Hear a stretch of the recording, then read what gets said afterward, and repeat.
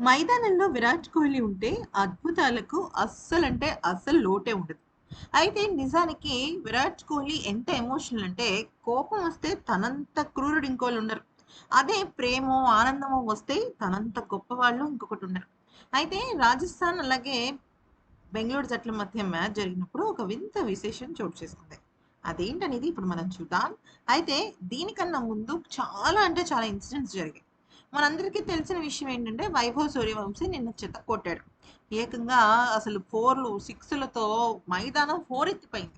నిజానికి అసలు రాజస్థాన్ జట్టు ఎలా అయిపోయిందంటే ఓపెనర్‌లో చాలు మహా అయితే 1 డౌన్.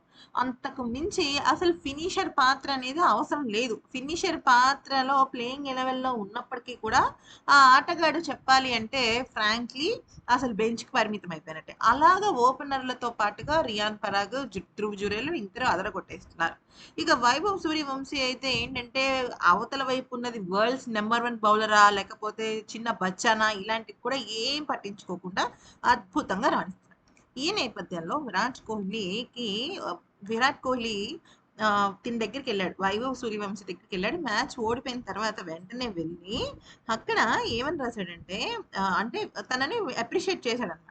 ఇమ్మీడియేట్‌గా అక్కడున్న వైభవ్ సూర్యవంశీ తన నెత్తి మీద ఉన్న క్యాప్‌ని తీసి ప్లీజ్ మీ ఆటోగ్రాఫ్‌ని ఇవ్వండి అంటే తనకి dear Vaibhav well done my boy అని చెప్పేసి కింద విరాట్ సైన్ పెట్టడం జరిగింది.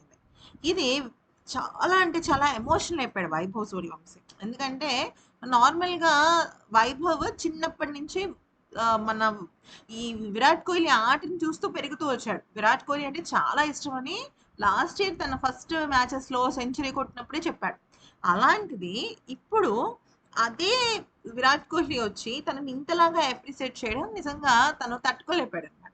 అయితే ఇక ఏడుస్తూ గట్టిగా పట్టుకొని హగ్ చేసేసుకున్నాడు. చాలా ఎమోషనల్ అయ్యాడు. ఆ తర్వాత తన కాళ్ళకి నమస్కరించి తన గురుభక్తిని కూడా చాటుకున్నాడన్నమాట.